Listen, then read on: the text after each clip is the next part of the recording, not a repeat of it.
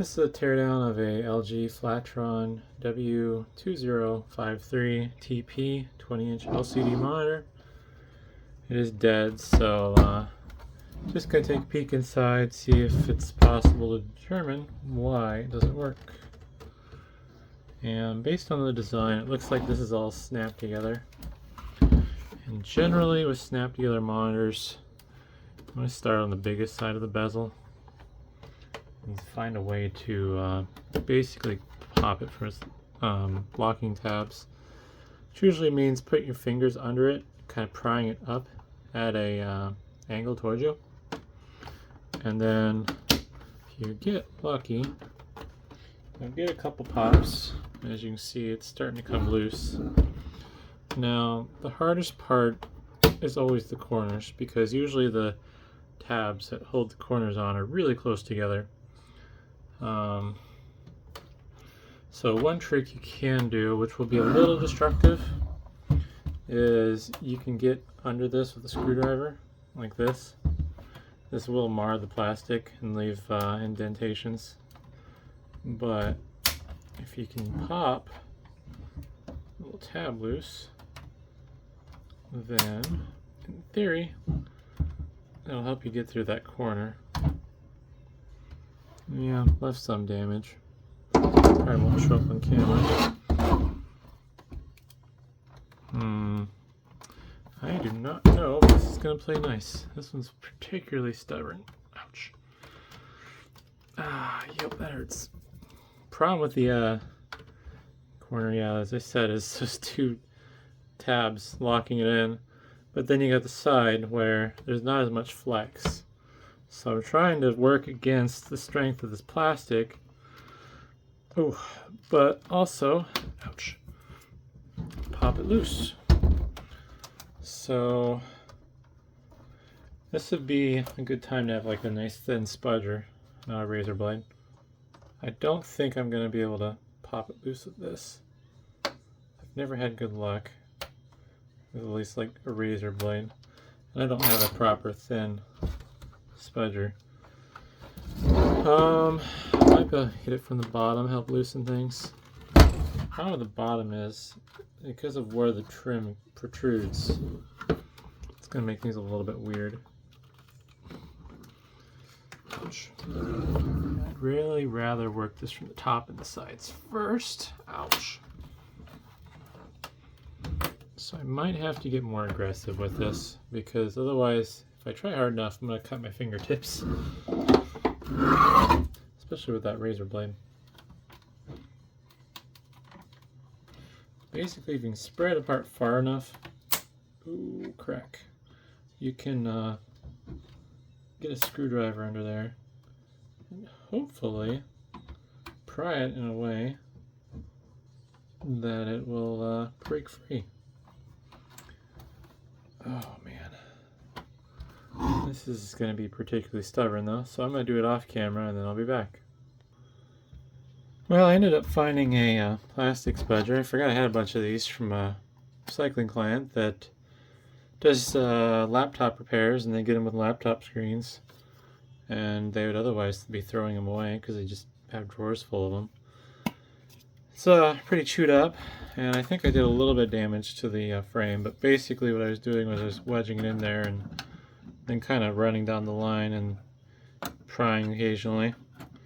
So I've gotten most of it free, and I've decided I'm going to record myself struggling to get the front bezel off. Oh, and speaking of which, here's one of the pieces of plastic I broke. I think it's one of the locking tabs. It would have been oriented like that. Yeah. But anywho, I'm going to record my struggle of removing the bottom, because it's going to be a little bit different. So I can't get in there with the spudger because the trim's in the way, and there's no way for me to really pry on this, I don't believe. Let's see if this will work. And it's just going to break stuff. Maybe if I go sideways. Problem is, it's held on somewhere around here. I think there might be a tab there, which you're not going to see because of the reflection of the light. But I'm not 100% certain, to be honest.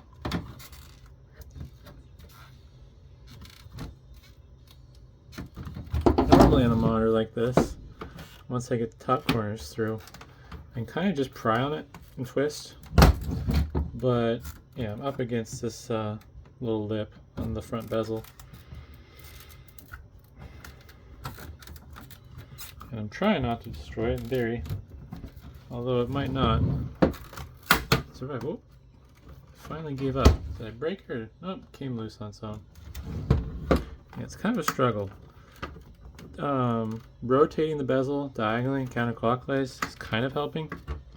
Problem is I have to be careful because there's a circuit board under here that's going to have the capacitive touch button thingies. And there we go. Out loose. There should be enough slack for me to rotate this back, maybe. Where's the cable coming out? It's coming out the middle.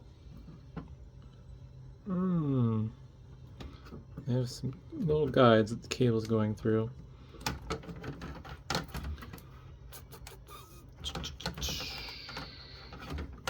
No, not enough slack for me to see what I'm doing. Alright, it needs to go down. Be careful not to drop this. Because if I break the cable, well, there's no hope of repairing it.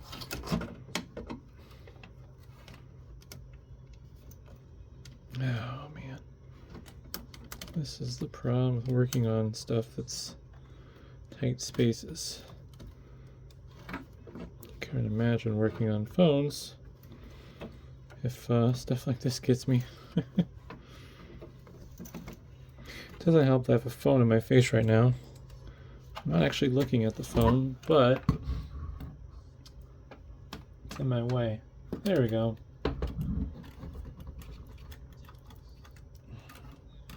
Maybe I'll disconnect that. Don't want to rip the connector off. So here's the capacitive buttons for turning on power and stuff. I think this popped loose. That back there.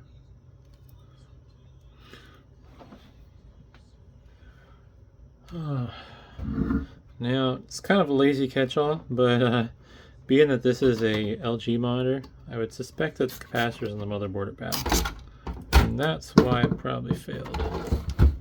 Or well, not the motherboard, the power supply. Oh my, it's all just loose. It's not even screwed down.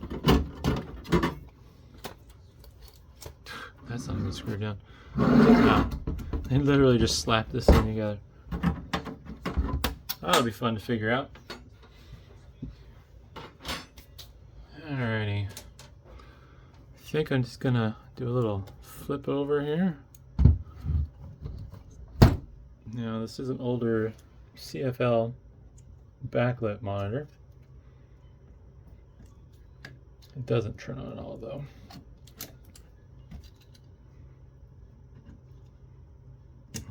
There we go.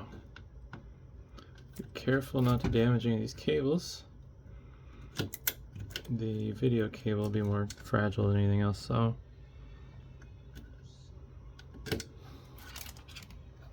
I gotta watch where I put my fingers. Just touch the board.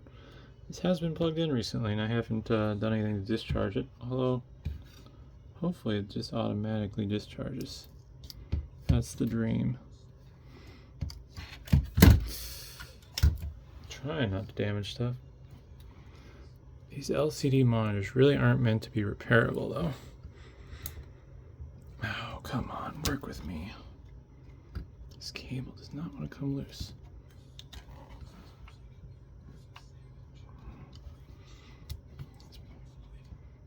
Here we go. Just pulling on it too unevenly. So there's the panel. Let's see who makes it.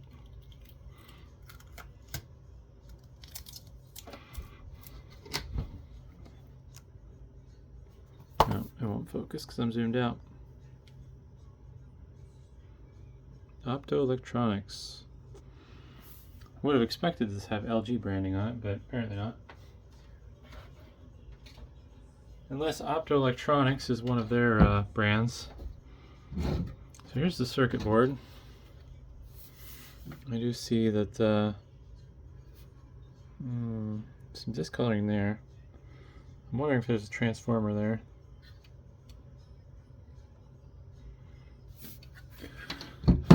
For safety purposes, let's check this for voltage. I don't really know where I'm going to probe. I'll probe the chassis, and then I'm just going to start hitting random points. Everything on this side should be the AC side, and then you got your isolation down the middle. That's a ground. This looks like capacitor here. I don't know if I should be checking for AC or DC, I guess. Maybe I should be checking for DC since that's more likely capacitor.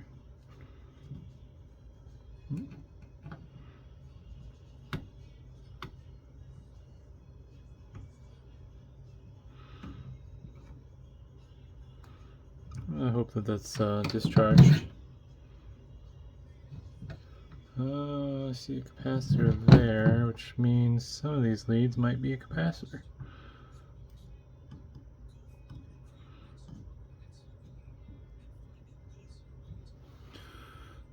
Yeah, I think it should be fairly safe. I'm just noticing some really weird things. I've never seen soldering like that. They, I assume for like isolation purposes, they couldn't have the traces close enough to hit the pins on that. Or no, is there a through-hole lead going there? Oh, it's really weird how that leg has some extra solder. Not sure what's going on with that. That's weird. Anywho, let's take this board off.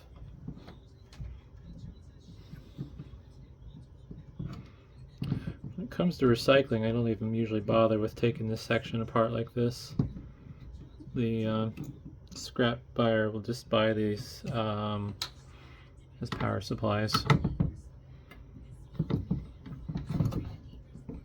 Funny thing is, they used to not want to do it, but now it's like there's really not that much more steel on these than a computer power supply, and some of the really crappy ones don't have that much copper in them, so I get paid I think 10 cents a pound, if even that. So they're basically paying me slightly better than iron price.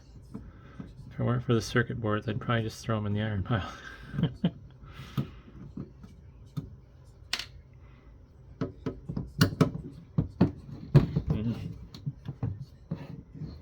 Probably. Oh. Actually, I don't know. I think there's multiple isolation points, because I just realized the corner by the screw that I'm unscrewing is where the connection points are for the backlight. I mean, the AC in plug is right there, so kind of everything goes every which way.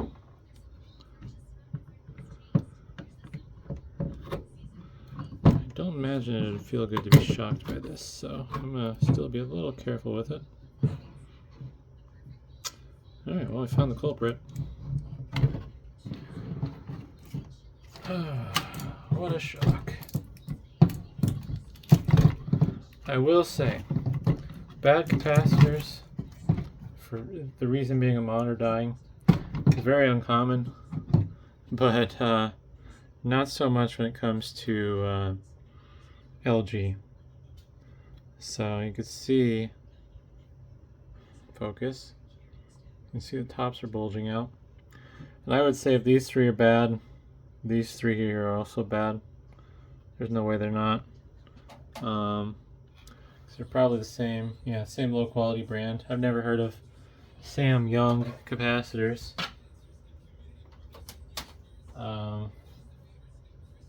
Yeah.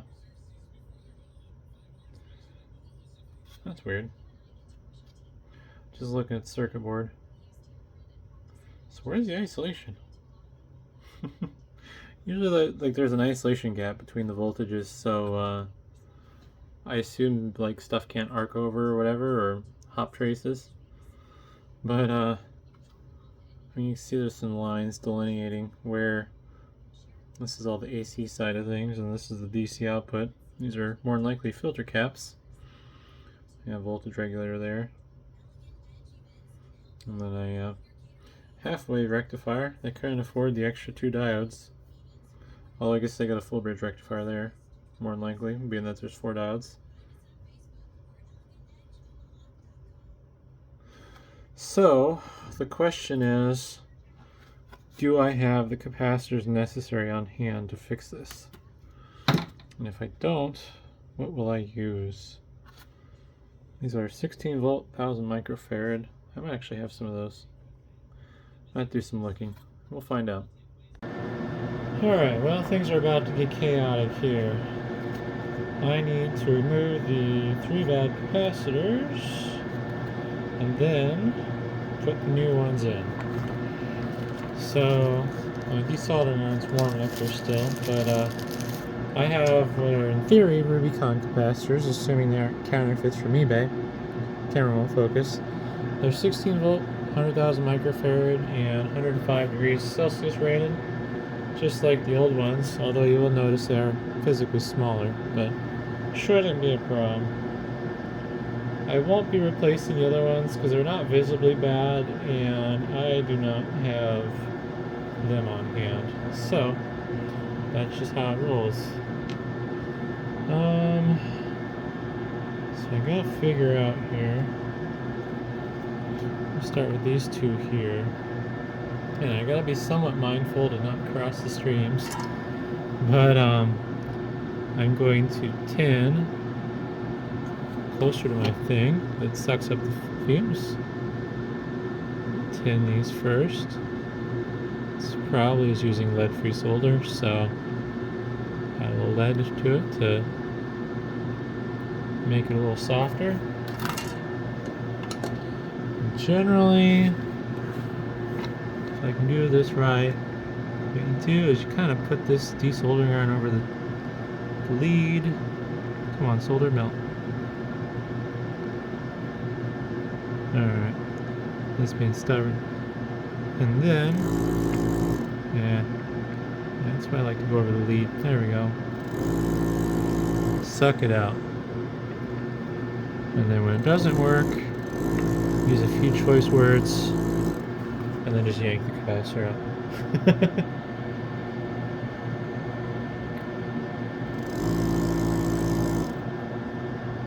Yeah, it's not going to cooperate. It's hit or miss with these boards. Sometimes, sometimes you can get it out by adding enough lead solder basically to make it work. No, I don't think this is sucking it up.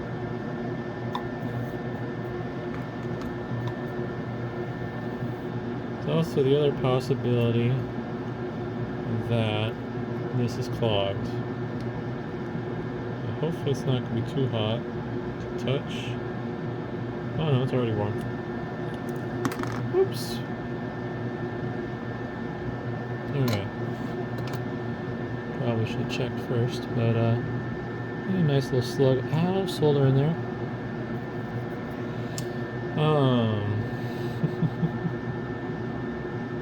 Man.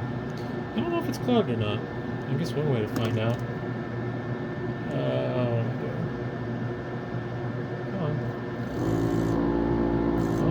Vacuum. Oh, can I do this without burning myself?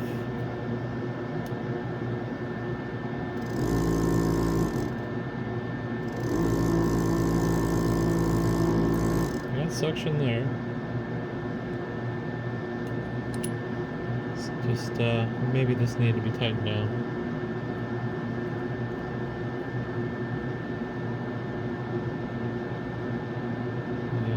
Be getting a good watch out.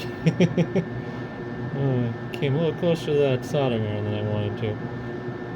Not the right time to be fixing that, that's for sure. Let's see if we can suck some solder.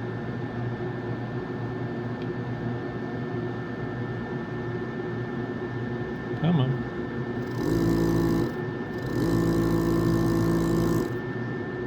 Yeah, it's working better now. Might take a couple passes. Also, once you get the bulk of the solder gone, you can also just heat it up with your soldering iron and just wiggle the leads out.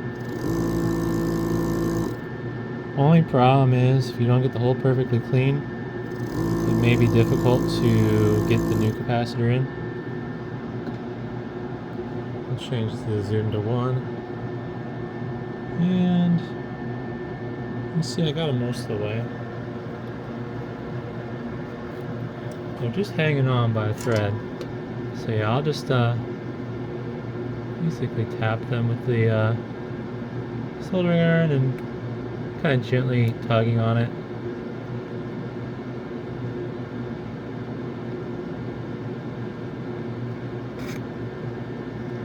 And luckily the PCB, better double check, yeah, the PCB is labeled with clarity. So, that was nice of them to do. And it's out. And that'll go in the recycling pile. Do this one next. This one's pretty wiggly. I'm getting pretty friendly with the board at this point, so I better hope there's nothing with a charge. Whoop!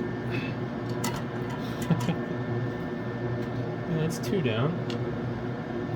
You can see through the holes pretty well, so that should mean it will be fairly straightforward to put the new capacitors in.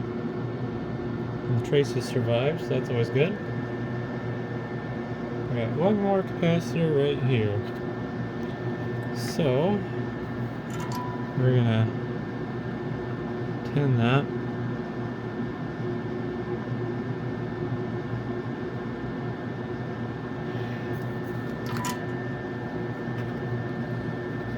Alrighty, and then away we go.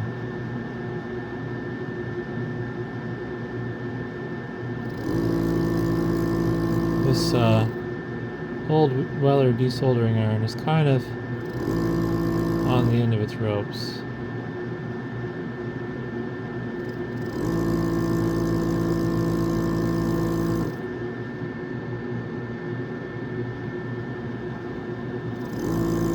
Lead fumes. I need a better setup, and I need 2 of these fume extractors. Luckily I have 20 or 30 of them, so yeah. I went a little overboard on a project. We'll just leave it at that.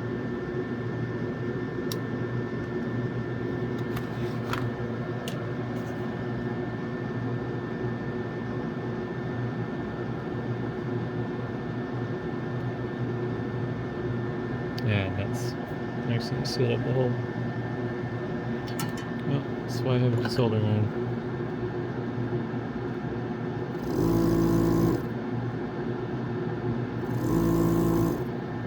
Just want to visually inspect the pad here, make sure I didn't damage it. Alright, looks good. Doesn't smell good, but oh well.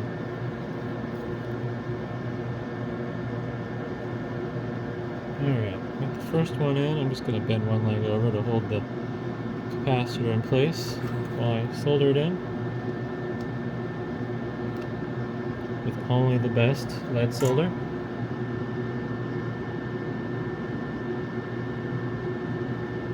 Hopefully not too much. I think I used too much. Oh yeah. Well, I need to push this capacitor through anyways, and then go from there.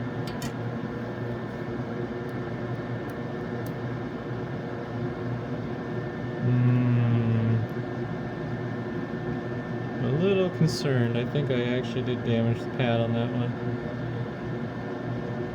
Yeah, there's a little wobble to it.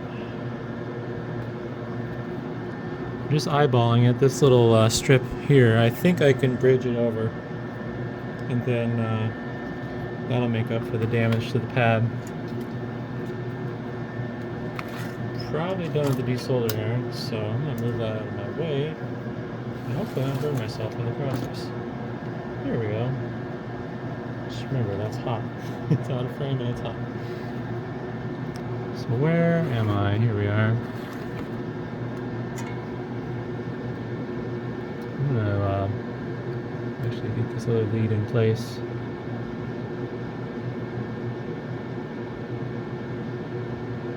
Alright. Now, hopefully, I can convince these two to bridge.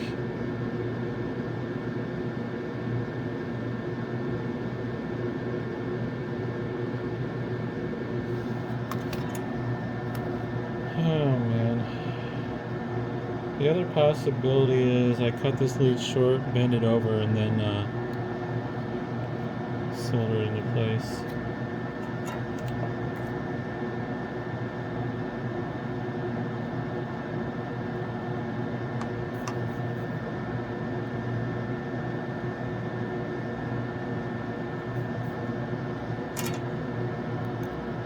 Ooh, I don't even think I'm going to be able to bend it.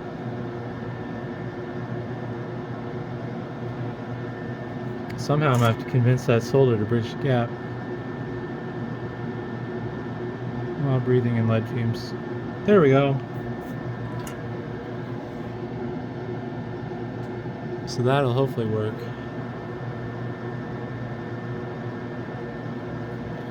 If not, I'm wasting $3 worth of capacitors.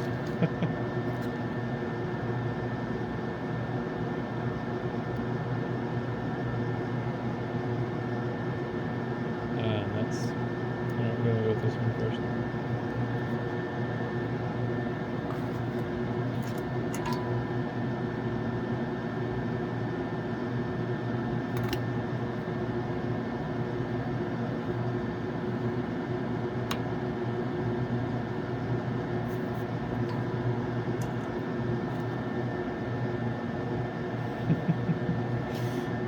It's not intentional, but I'm bridging some spots that are on the same pad because they're nearby.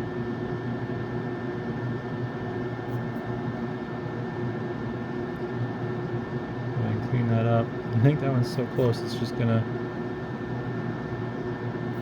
yeah, it's just has a new friend. It's kind of, the pad's kind of bridged over to that little line. I'm not sure what those lines do. I think they might be to increase current capacity of the traces, although normally you would cover the whole thing then, so I don't fully understand that.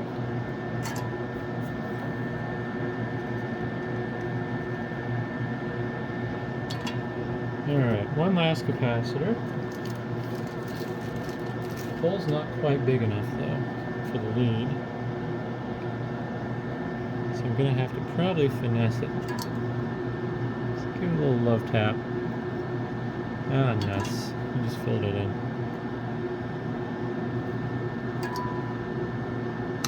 There we go. Nice. Ah, dang it.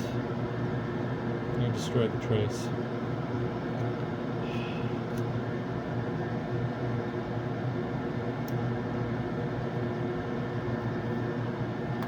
Problem with this board is it is such a low quality board that the copper traces are barely sticking onto it.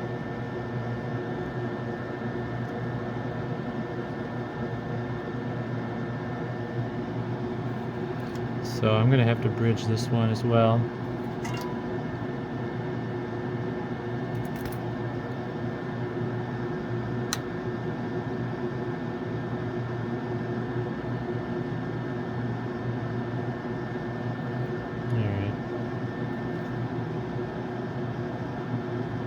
Should be doing this closer to my fume extractor. I blame the tripod.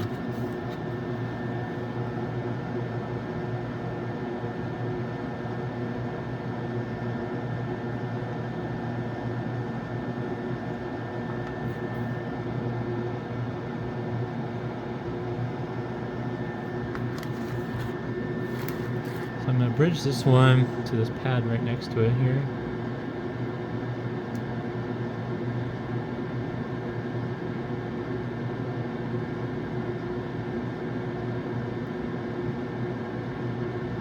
Try to at least.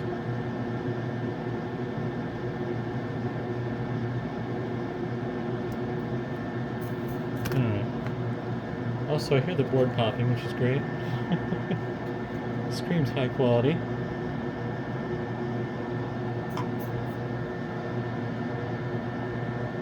Also, the board stinks. It smells like a smoke bomb from the 4th of July.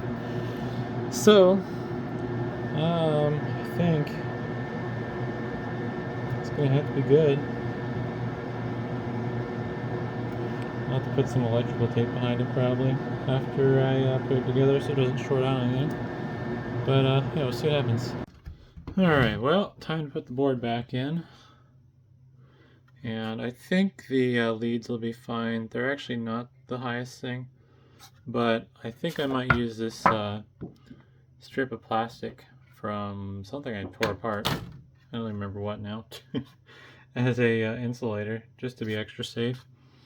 And I'll end up taping it to the back of the LCD panel. So, pokey. Also, I think it's fairly well recessed, so it might not even be necessary, to be honest. I already forgot where things went, so I'm going to have to wing it, looks like. Pretty sure this big one was the ground screw, though.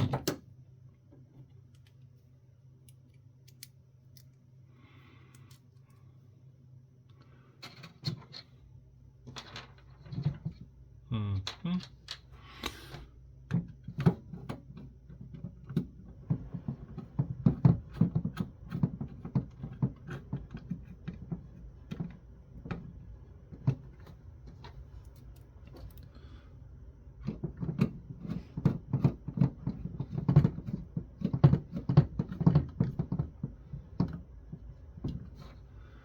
Yeah, with how far back this is recessed, I don't think I need to worry about the leads touching anything.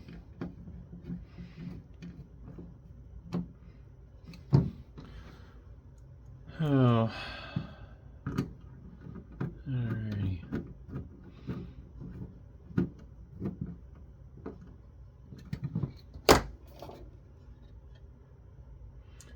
Just want to eyeball my creation one last time.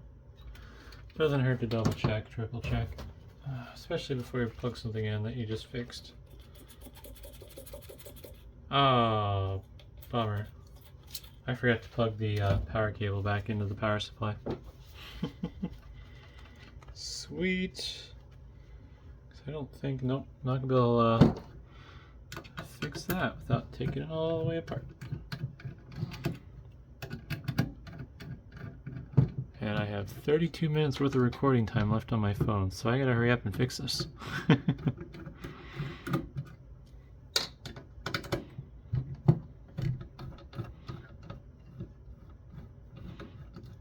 need to do another data dump on the phone. I like having all my cat pictures on my phone, but I probably don't need all the videos in all honesty, since they're on YouTube. Plus it's just data hoarding anyways.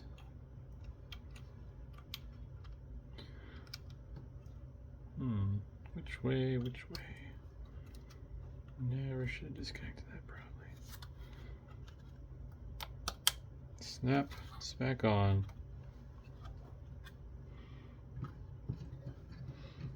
Let's plug you back into your little hole without breaking everything. As flimsy as this board is, I don't know why they bothered making the power connector removable.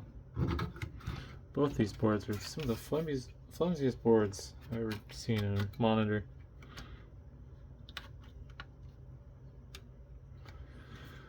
Oh man. Yeah, I'm not a big fan of LG, to be honest. Like, I think they make some good stuff. I think, to my annoyance, the panels in my Dell monitors, a handful of them have been LG. But it's a whole other story. No reason why.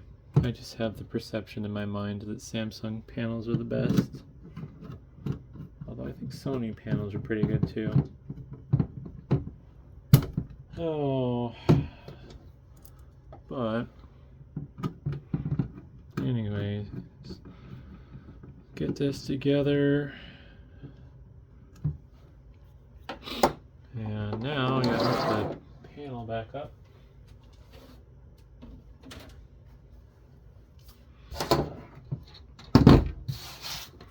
And I'll probably run this for a fair amount of time before I actually put it back together.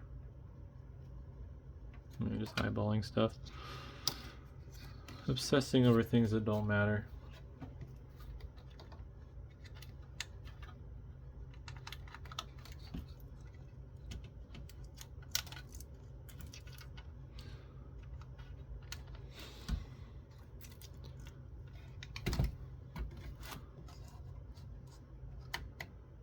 See here, that's in place, those are plugged in, nothing to hold the adhesive has failed for this double-sided, or not double-sided, it's aluminum tape. It doesn't do anything anymore, which explains why it was flopping around loose when I pulled it out. Feel for where it needs to be, and we're just going to use some painter's tape to help it stay in place.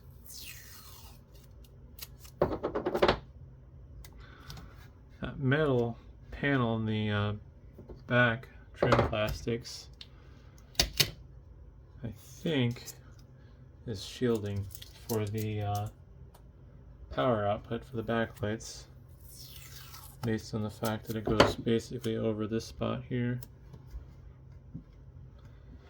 So I will need to reattach the bezel and the buttons.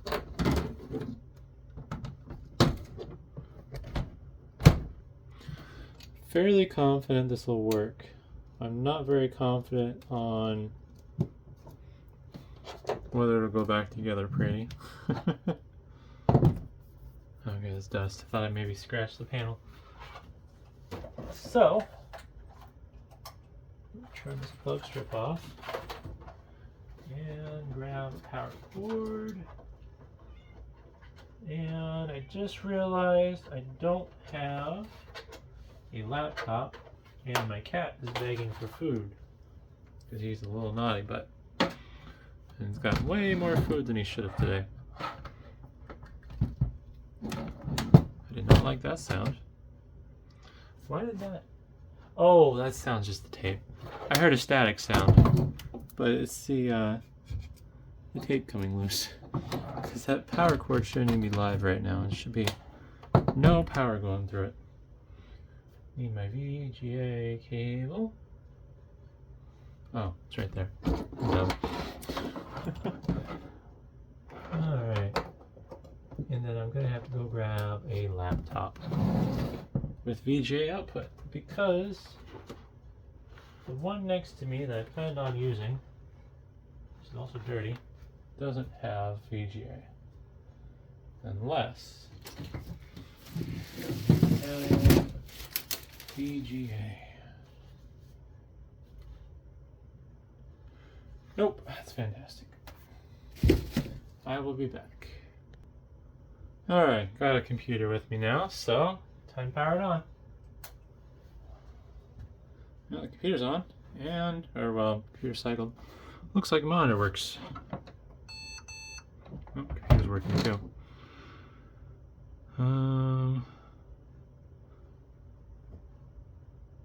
What's going on? There we go. Just being weird. Oh, yeah, this Lenovo Tiny is being annoying. There's nothing in it to boot, so it's just going to keep flashing the screen. So we'll pull up boot diagnostics and throw some colors on the screen. Alright, LCD test. So yeah, seems to be working at this point. I will probably just let it sit here and think about what it's done wrong with its life. Run it for a bit, and yeah. So, a bit of a long video if you made it this far though. Thanks for watching. And Just screwed up that outro. Yeah, I don't know. Thanks for watching.